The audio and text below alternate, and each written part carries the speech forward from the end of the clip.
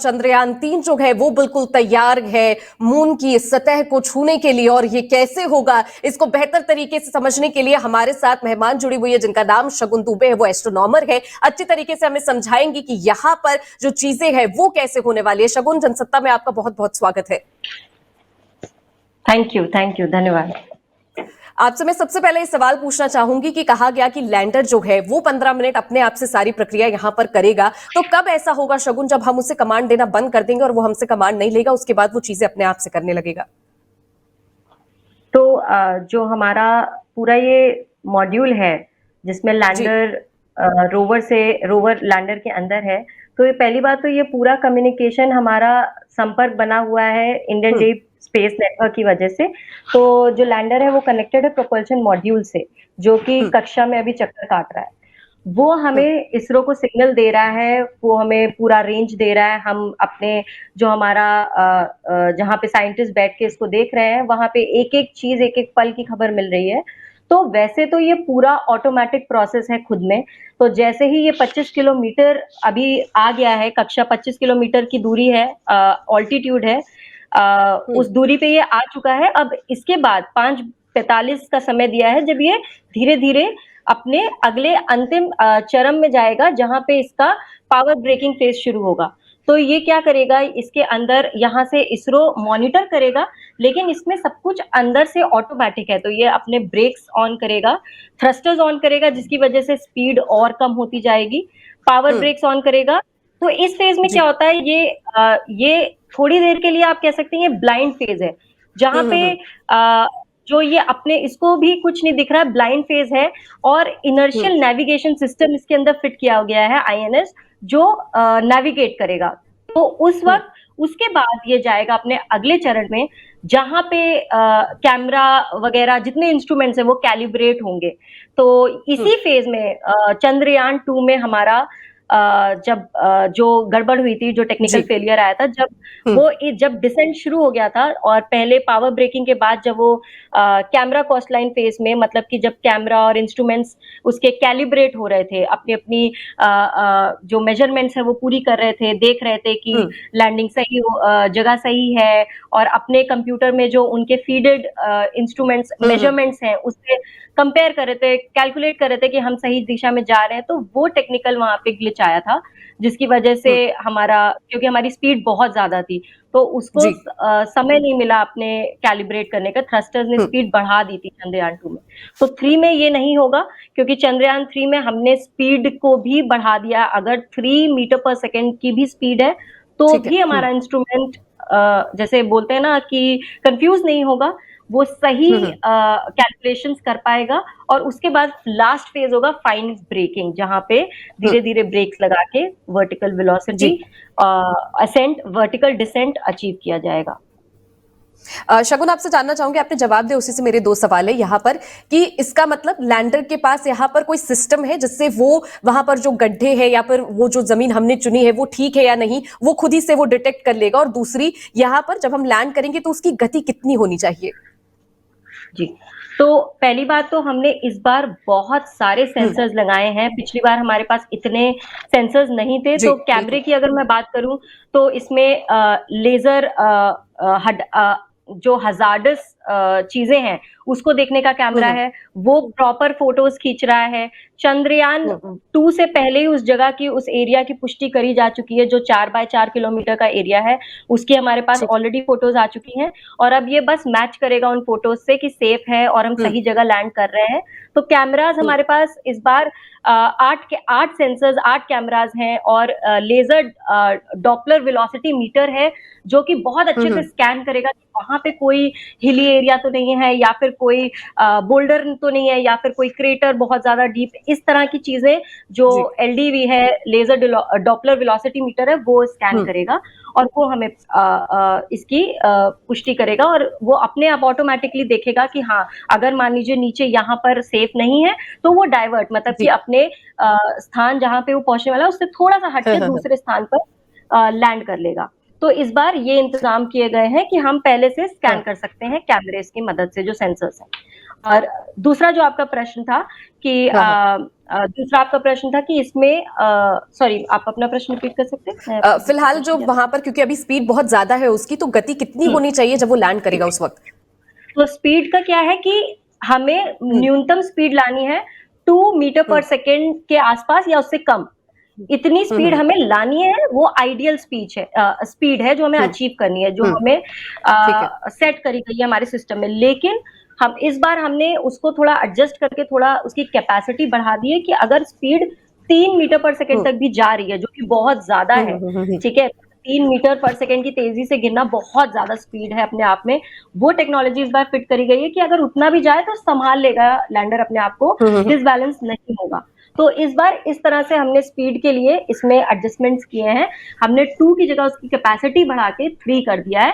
वैसे हमको 2 मीटर पर स्क्वायर अभी हज़ारों की स्पीड में हो, अभी धीरे-धीरे जैसे बिल्कुल। मैंने बताया आपको रफ ब्रेकिंग फेज़ के हम्म, बाद, फाइन ब्रेकिंग के बाद वो आ जाएगा 2 मीटर पर सेकंड पे जो आइडियल लिमिट है हमारी। यहाँ पर शगुन बहुत सारी तस्वीरें जो है वो लगातार इसरो जारी कर रहा है, लैंडर तस्वीरें भेजने लगा है और अब जी, आगे भी तस्वीरें आएंगी, लेकिन उन तस्वीरों में जो जी, मून में जो यहाँ पर सतह पर जो गड्ढे दिख रही हैं, माना जाता है कि जी, उनमें बहुत बड़ी बड़ी चट्टानें, आंखों से तो वो बहुत छोटे गड्ढे दिख रहे हैं, हालांकि गड्ढे अभी भी हैं, जी। लेकिन वो गड्ढे कितने ज्यादा यहाँ पर डिफिकल्ट होने वाले। लूना 25 फेल हो गया, उसको लेकर हमें बहुत दुख है, लेकिन यहाँ पर जो मून का साउथ पोल है वो कितना डिफिकल्ट हो जाता है, क्योंकि चट्टान जो है वो यहाँ पर बताई जाती है कि बहुत ज्यादा गहरी है। जी, तो जो लूना का या मून का, चाँद का जो साउथ पोल है, पहली बात तो वो बहुत हम्म, अनछुआ है क्योंकि वो फार साइड जी। है। अब जो हम्म, चाँद है, वो जब पृथ्वी के चारों तरफ घूमता है, तो हमें एक ही साइड दिखती है चाँद की क्योंकि वो टाइडली लॉक्ड है। क्योंकि हम्म, बहुत धीरे-धीरे चाँद घूमता है, बहुत धीरे-धीरे तो हमको वो मूवमेंट पता नहीं चलता है, हमें एक ही साइड दिखती है। और दूसरी साइड जहाँ पे सूर्य की रोशनी भी नहीं पहुँच पा रही है, वहाँ पे जिसको हमने दक्षिणी ध्रुव मान लिया है, हम्म, वो साइड वहाँ पे सूरज की रोशनी भी नहीं पहुँच रही, तो बहुत ज़्यादा ऐसे गड्ढे हैं जहाँ पे हो सकता है कि हमें ऐसी पानी की जो हो सकता है पानी पानी के फॉर्म में ना मिले बट हो सकता है आइस के हम्म, फॉर्म में मिले या अलग-अलग जो पानी के एलिमेंट्स हैं, हाइड्रोजन, ऑक्सीजन, हो सकता है हम्म, वो बहुत अच्छे से मिल जाए और जो चाँद जब बना होगा, जब हमारा ग्रहमंडल बना होगा मतलब सोलर सिस्टम, हम्म, उसकी हमें बहुत सारी जानकारी मिलेगी क्योंकि अभी वहाँ पे सूर्य की रोशनी नहीं आई है, तो वहाँ पे सब आप कह सकते हैं जब हमारा आज से हम्म, बिलियंस ऑफ ईयर्स पहले जब हमारा सोलर सिस्टम बना था, तो वो जो हमारी हमारी पृथ्वी भी वैसी ही थी। फिर धीरे-धीरे सूर्य बिल्कुल। की रोशनी से यहाँ पे लाइफ आई और यहाँ पे जीव-जंतु आए, तो वैसा ही अभी चाँद बिल्कुल अनछुआ है क्योंकि वहाँ रोशनी नहीं पहुँच रही हम्म, है। तो हम्म, इसलिए वो अपने आप में इतना मिस्टीरियस और इतना इंटरेस्टिंग एरिया है और हो सकता है वहाँ पे बहुत ही महत्वपूर्ण हमें एलिमेंट्स या मिनरल्स मिले और जैसे मैंने आपको बताया कि वहाँ पे जो पुराना ग्रहमंडल है, उसकी हमें एक मैपिंग कर पाएँगे, उसको हम समझ पाएँगे कि कैसा रहा होगा जब बना है हमारा सोलर सिस्टम।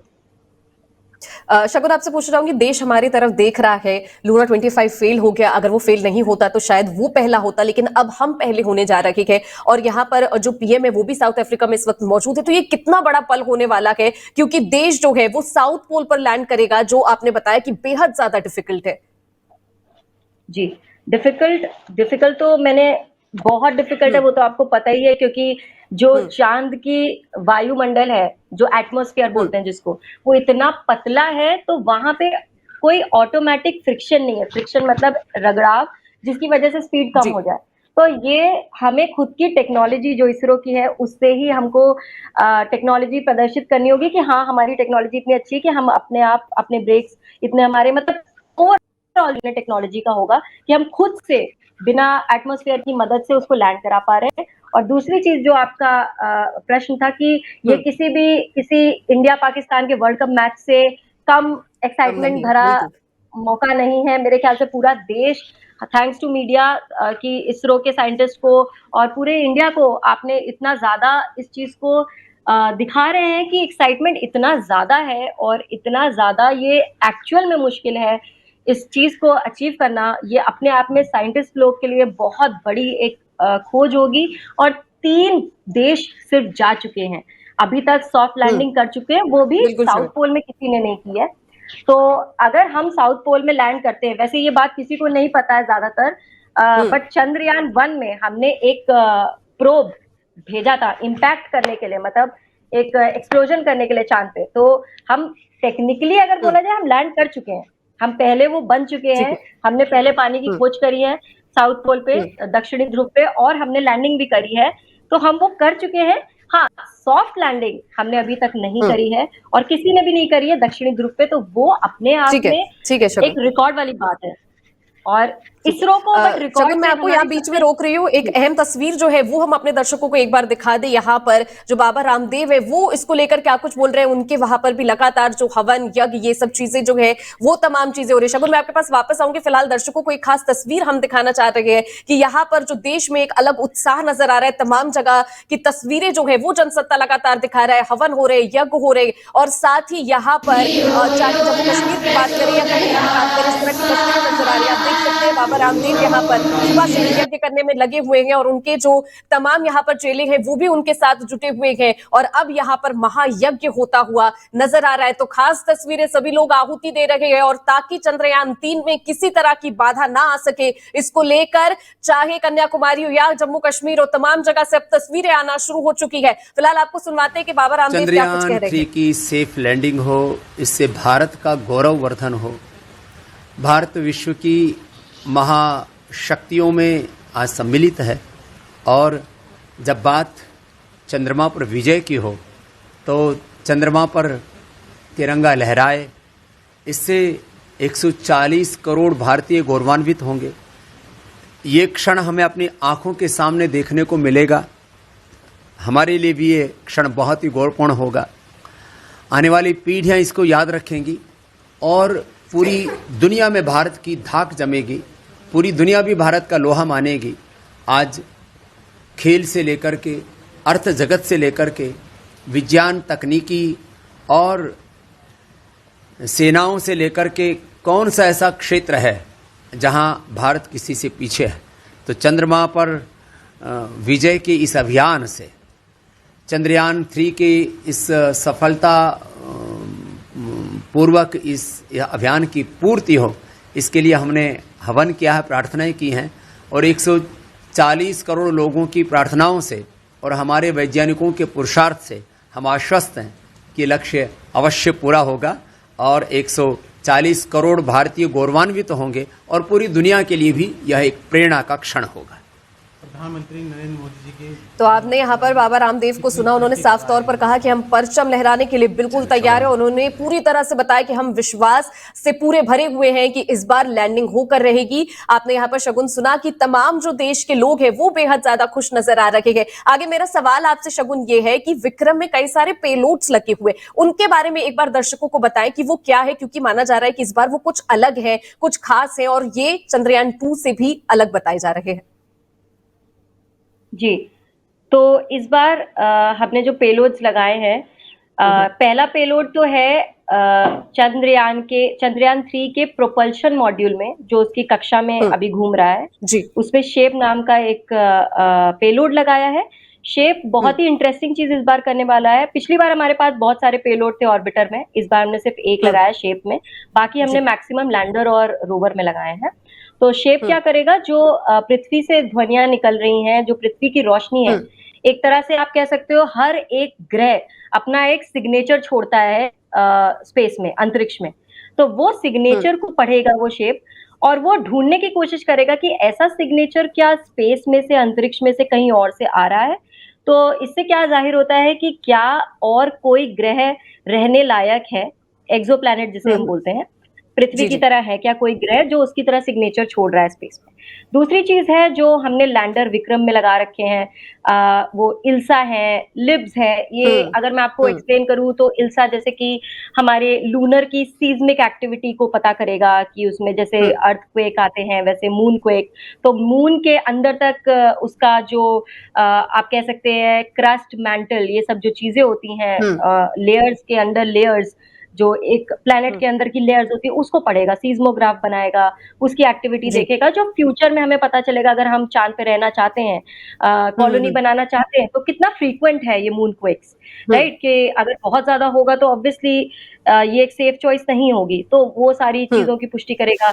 फिर हमारा लिब्स है जो एक और इंस्ट्रूमेंट है। अगर मैं प्रज्ञान की बात करूं, उसमें जो हमारा रोवर है उसमें इन सीटू बोलते हैं जिसको, मतलब जैसे वो पृथ्वी वो चांद को ही अपनी लेबोरेटरी बना लेगा, वो वहां पे ही जाके उसके अंदर ऐसे इंस्ट्रूमेंट्स दिए गए हैं। एक रोबोटिक हैंड तो जी। नहीं दिया गया है, बट उसको एक ऐसा हमने एक तरह का इंस्ट्रूमेंट दिया जो उसके अंदर गड्ढा खोद के मटेरियल निकाल के उसकी रिसर्च करेगा, उसमें क्या क्या एलिमेंट्स हैं, क्या क्या चीजें प्रेजेंट हैं, चांद का एलिमेंटल कॉम्पोजिशन क्या है, मतलब कितनी मात्रा में नाइट्रोजन है, कितनी मात्रा में एल्यूमिनियम है, या कितनी मात्रा में हाइड्रोजन है।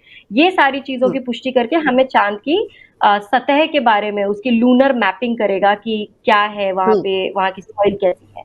तो इस तरह के इंस्ट्रूमेंट्स लगा रखे हैं। और इस बार यानी शगुन, अगर ये जो मैं पेलोड्स है वही है जो हमें बता पाएंगे कि मून पर इतने गड्ढे क्यों, क्योंकि अभी तक हमें ये नहीं पता कि मून पर इतने गड्ढे क्यों हो रखे हैं, या फिर वहां पर कभी आगे हम जमीन बसा सकेंगे या अपने आप को वहां पर बसा सकेंगे। यानी ये वही सेंसर्स है या पेलोड्स है जो हमें बता पाएंगे कि वहां पर आगे क्या कुछ होता रहता है या पहले क्या हुआ है।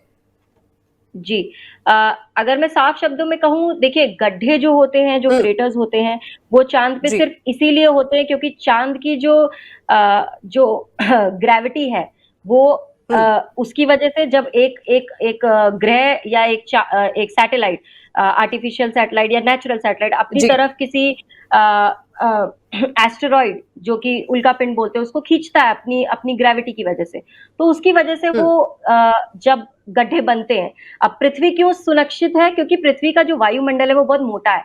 तो क्या होता है, वो जो एस्टेरॉइड है या फिर जो उल्कापिंड है वो जल जाता है हमारे वायुमंडल में ही। लेकिन चांद का वायुमंडल बहुत पतला है, तो वहां पे वो इतनी अच्छे से जल नहीं पाता है और पूरा बड़े का बड़ा उल्कापिंड आके गिर जाता है, तो गड्ढे हो जाते हैं। वो इम्पैक्ट की वजह से वो पूरा गड्ढा क्रिएट हो जाता है, जिसे हम क्रेटर बोलते हैं। तो क्रेटर एक अलग चीज है, मगर हाँ, चांद की पे क्या हम फ्यूचर में वहां पे पानी पैदा कर सकते हैं। फ्यूचर में अगर हमें वहां हाइड्रोजन मिल जाता है या ऑक्सीजन मिल जाता है तो हम वहां की प्रोडक्शन कर सकते हैं, तो हम वहां पे लूनर कॉलोनी बना सकते हैं।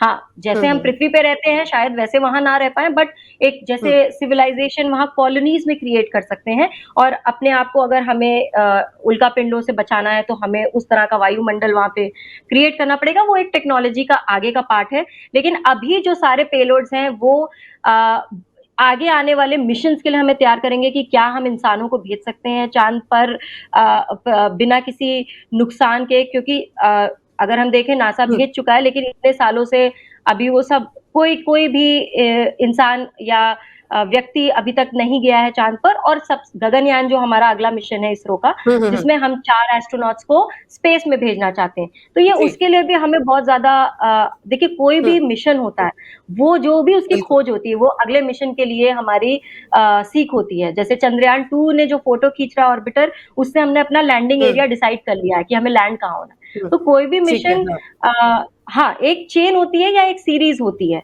अगर मैं सिंपल टर्म में कहूँ कि ये अगले मिशन के लिए हमें तैयार करेगा, चांद पे हम आगे रह सकते हैं उसके लिए हमें तैयार करेगा। तो ये सारी चीजें हैं। आपसे एक चीज पूछना चाहती हूँ शगुन, यहाँ पर जो रोवर है वो लैंडर के थ्रू इसरो से कम्युनिकेट करेगा या रोवर डायरेक्टली इसरो से कम्युनिकेट कर पाएगा जब उसमें से जब सेफ लैंडिंग हो जाएगी वो उसमें से निकलेगा? क्या डायरेक्ट हम रोवर को कमांड दे रहे होंगे या वो लैंडर से अपना कम्युनिकेशन लेगा? तो यहाँ पे जो कम्युनिकेशन सिस्टम है, सारे एंटेनास जो है वो हमने लैंडर पे लगा रखे हैं, और रोवर जो है, जो प्रज्ञान है, वो लैंडर से कनेक्टेड है। और लैंडर जो है वो आपके प्रोपल्शन मॉड्यूल जो कि कक्षा में है उससे कनेक्टेड है। तो ऐसा वेब बिछा हुआ है, तो लैंडर ही हमें सिग्नल्स भेजेगा, लैंडर ही हमें बताएगा। लैंडर के ऊपर जो कैमराज हैं वो कोशिश करेंगे हमें प्रज्ञान की तस्वीरें दिखाने को, और प्रज्ञान कैसे आगे बढ़ रहा है वो सब हमें लैंडर की मदद से मिलेगा। हाँ, ये जो 26 किलो का प्रज्ञान है ये ऑटोमेटिकली एक दिन के लिए प्रोग्राम्ड है, सॉफ्टवेयर है, एल्गोरिथम है जो इसको प्रोग्रामिंग के थ्रू चलाएगा, और ये जगह जगह आसपास के एरिया में भटकेगा, और ये सारी जो इसके अंदर प्री प्रोग्राम्ड फीचर्स हैं वो ये करेगा। मगर कम्युनिकेट ये लैंडर से ही करेगा, लैंडर को ही ये सारी इंफॉर्मेशन देगा जो लैंडर हमें दिखाएगा, और लैंडर को हम देख सकते हैं पृथ्वी से, और लैंडर को हम कंट्रोल भी कर सकते हैं। मगर प्रज्ञान कनेक्टेड है हमारे लैंडर से। शगुन, यहाँ लूना 25 का यहाँ पर जो दुखद अंत हुआ उसके बाद ये कहा जा रहा है कि लूना 25 जो है वो बड़े उससे प्रिपेयर किया गया था और रशिया जो है वो बड़ा देश है और तमाम जो चीजें उन्होंने भी सोच समझ कर की होंगी, फिर भी वो फेल हुआ और इससे इसरो को भी दुख हुआ और तमाम जो देश है उनको भी दुख हुआ क्योंकि रशिया हमारा उनसे अच्छी मित्रता है। तो क्या लूना 25 और चंद्रयान 3 में बड़ा अंतर है? क्योंकि इसको लेकर अब जो तमाम लोग हैं वो डर रहे हैं क्योंकि लूना 25 पर भी कई लोगों को विश्वास था कि वो शायद पहला देश बनेगा यहां साउथ पोल पर लैंड करने वाला। जी, अगर मैं टेक्नोलॉजी की बात करूं तो ये पूरा देश, पूरा विश्व जानता है कि रशिया के पास काफी अच्छी टेक्नोलॉजी है और वो अपना हिस्ट्री में काफी सारे मिशंस भेज चुके हैं। पहला इंसान उन्होंने ही भेजा था स्पेस में। तो दुखद है, पूरी साइंस कम्युनिटी के लिए दुखद है क्योंकि वो जो करना चाह रहे थे वो एक डायरेक्ट ट्रेजेक्ट्री लेना चाह रहे थे, मतलब जैसे हमने किया है, हम चंद्रयान ने काफी सारी कक्षा में काफी बार घूम के मून की कक्षा में मून की ग्रेविटी की वजह से वहां पे गया है। बट जो ये था इनका जो रॉकेट था वो बहुत ही ताकतवर था, बहुत ज्यादा फ्यूल कैरी कर सकता था और इनका पेलोड भी बहुत हल्का था। तो चांसेस बहुत कम थे इनके क्रैश होने के। मगर अगर मैं ये बोलूं कि हाँ, कहीं ना कहीं टेक्नोलॉजी में ये नई तरह की प्रदर्शित करना चाह रहे थे कि हम एक डायरेक्ट रूट लेके बहुत जल्दी कम समय में चांद पे पहुंच सकते हैं। तो कहीं ना कहीं पूरी साइंस कम्युनिटी के लिए ये दुखद है क्योंकि एक बहुत अच्छी चीज या बहुत अच्छा एक मिशन ये होता अगर वो सक्सेसफुल होता, क्योंकि हमें ऐसी कई चीजें टेक्नोलॉजी के बारे में जानने को मिलती और रशिया हमारी मदद करता है। इनफैक्ट हमने कई सारे मिशंस में रशिया से अपना रॉकेट, उनके रॉकेट के थ्रू, जो राकेश शर्मा गए हैं वो भी उनके रॉकेट के थ्रू गए थे।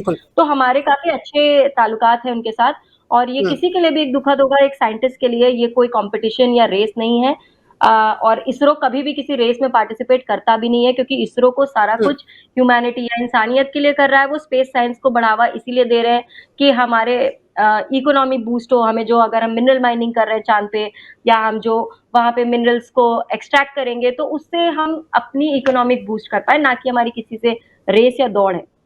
तो ऐसा कुछ भी नहीं है। लेकिन हाँ, लूना 25 जो गड़बड़ाया वो इसी क्षण पे गड़बड़ाया जब उसको लैंड होना था। तो उससे जो पहले की उसकी ऑर्बिट थी, जैसे अभी हमारा जो चंद्रयान 3 अभी उसी ऑर्बिट पे है, 25 किलोमीटर की ऊंचाई पे है। तो वो जो लास्ट वाली ऑर्बिट में उसको पहुंचना था, वहां पे उसके सिस्टम्स फेल हो गए। वहां पे उसको जो दिख रहा था लैंड होने के लिए, वो उसके सिस्टम या उसके जो एल्गोरिथम था वो मैच नहीं कर पा रहा था उन फोटोज से जो जहां उसको लैंड होना है। तो वो टेक्निकल फेलियर हो गया, काफी सारा ग्लिच हो गया उनका।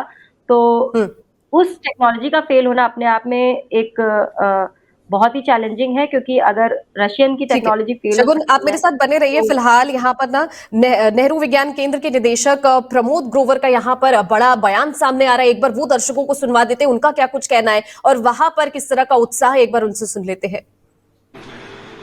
देखिए, इस दिन का पूरे भारत को बहुत दिन से इंतजार है। जब से चंद्रयान का लॉन्च हुआ है सबकी निगाहें चंद्रयान पे ही टिकी हैं। तो आज चंद्रयान की जो सॉफ्ट लैंडिंग होनी है 6 बजे, तो उसके अकॉर्डिंग नेहरू सेंटर ने बहुत तैयारियां की हैं, नेहरू साइंस सेंटर ने बहुत तैयारियां की हैं क्योंकि यहाँ तो सेंटर, नेहरू साइंस सेंटर जो है दर्शकों से भरा रहता है क्योंकि यहाँ तरह तरह की गतिविधियां होती हैं। तो हमारे यहाँ पे एक प्रदर्शन है जिसको हम साइंस फेयर रहते हैं, तो वहां पे हम बिल्कुल 3D मॉडल मून का दिखाएंगे। ये एक ऐसा फैसिलिटी है जहां पे लोग इवन लाइव डेटा भी देखते हैं, जैसे क्लाउड का पोजीशन और ये सब। तो यहाँ पे हम चंद्रयान की मतलब जो मून की है कुछ पिक्चर्स यहाँ पे दिखाएंगे, मून के क्या क्या प्रोजेक्ट हुए थे पहले, लोगों को वो दिखाएंगे। उसके बाद हमारे यहाँ पे बच्चों के लिए एक स्पेशल प्रोग्राम किया है जिसमें 50 से 60 बच्चे पार्टिसिपेट करेंगे, जिसमें वो लोग अपने हाथों से चंद्रयान का मॉडल बनाएंगे पेपर से। तो ये बहुत ही अच्छी एक्टिविटी होगी बच्चों के लिए। चंद्रयान को कम से कम अपने हाथों से वो बनाएंगे तो आज यही बच्चे कल को जाके साइंटिस्ट होंगे तो और इंडिया के और आगे के जो प्रोजेक्ट है वो भी अच्छे से करेंगे। इसके अलावा हमारा एक ऑडिटोरियम है जिसमें हमने वहां पे व्यवस्था की है जहां पे एक साइंटिस्ट आएंगे, हमारे प्रोफेसर वाइया जो TFR से रिटायर्ड साइंटिस्ट हैं।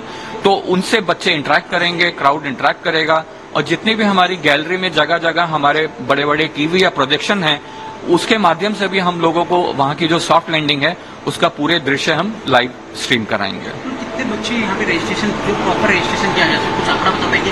तो कितने बच्चे, कितने लोग यहाँ पे आज हिस्सा लेने वाले हैं, शामिल होंगे? देखिए, तकरीबन हमारी और जो ऑडिटोरियम की कैपेसिटी है वो 300 है, लेकिन 400 का रजिस्ट्रेशन हुआ है।